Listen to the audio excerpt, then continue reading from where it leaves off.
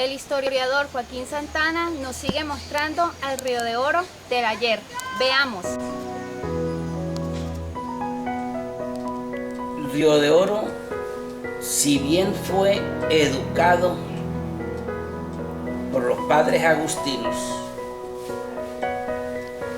quienes les enseñaron el amor por el arte,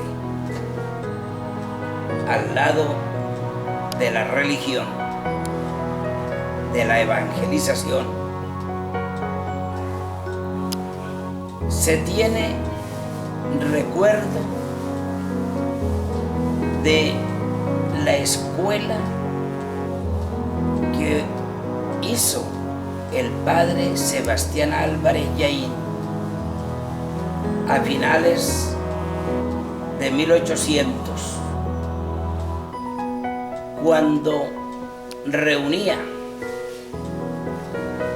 a los niños y jóvenes para enseñarles toda clase de ciencia. Él era un hombre diverso. Sus alumnos aprendieron a escribir con una caligrafía maravillosa. De sus alumnos salieron personajes que atendían a la comunidad en sus necesidades medicinales. De sus alumnos salieron los que después interpretaron el derecho. Fue el padre Álvarez Yaín un verdadero maestro de las generaciones de Río de Oro, pues de esas generaciones salieron maestros que a su vez educaron muchas generaciones. Por lo tanto, es de recordar la memoria de Sebastián Álvarez Yaín, quien fue un verdadero sacerdote, maestro y pastor del rebaño. El centro educativo por excelencia, porque su claustro todavía conserva algo de lo que fue su estructura arquitectónica, es la Escuela Normal Superior. En esa casa, una verdadera casona, funcionaba la escuela de niñas en la segunda década de 1900, es decir, de 1910, 1920 a 1930. Allí se formaron muchas que después fueron matronas de esta población. Era una escuela que alcanzó a tener, después de la primaria, un primer año superior. Posteriormente, en ella funcionó la escuela complementaria, que consistía en una enseñanza de varias artes, es decir, donde una cantidad de jóvenes aprendían carpintería, sastrería, etc. Esas artes estaban destinadas a darle un saber en los oficios a los jóvenes de Río de Oro, y allí aprendieron jóvenes que no solamente eran de acá, sino de fuera, puesto que esa escuela tenía un carácter departamental, creo que era así, creo. Luego vino la creación de un colegio mixto, que en aquella época pues, era novedad. Estudiaron jóvenes, jovencitas y jovencitos en el colegio Daniel Sánchez Chica, nombre que se le puso porque era un personaje, este sacerdote, que era el vicario de los obispos de Santa Marta en toda la región, que es hoy Ocaña y sur del Cesar. Ese colegio, pues sí, llevó una vida efímera, no fue tan prolongado, y luego vino, al desaparecer el colegio, la creación de la Escuela Normal en 1952, que hace presencia entre nosotros hasta hoy.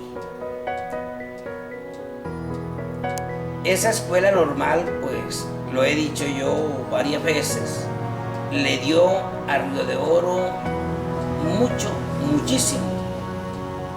Allí se formaron maestras para todo el departamento del Magdalena. De allá venían porque aquí hubo un internado, y de otras partes de la costa, puesto que era un internado de carácter nacional. Es curioso,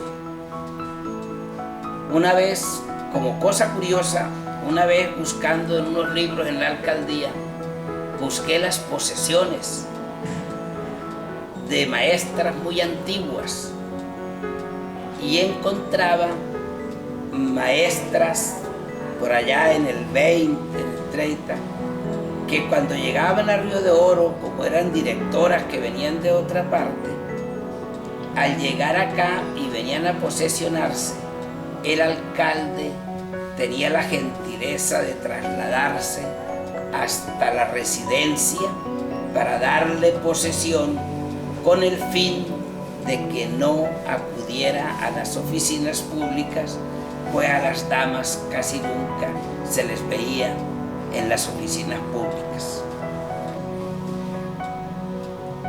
Esa escuela, como lo digo en la parte arquitectónica, pues sufrió ha sufrido muchas reformas por la necesidad, porque había que construir más, etcétera, y a veces por capricho. Pero de todas maneras, allí donde reside la Escuela Normal, ha sido el centro educativo por excelencia, por historia y tradición, el que merece toda la atención de los riodorenses.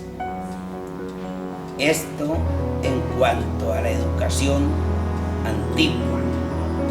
Ya en los años 60, el doctor Jesús Alejo Durán, siendo representante, hizo crear en la Cámara, por medio de ley en el Senado, el Colegio Alfonso López Pumarejo, que solo vino a funcionar cuando se creó el departamento del Cesar y el mismo doctor Jesús Alejo Durán Arias, siendo secretario de Desarrollo, como secretario del doctor Alfonso López Miquelsen, hizo incluir las partidas necesarias para que empezara a funcionar por cuenta del departamento. Posteriormente, la Nación lo asumió, ya que había sido creado por la Nación.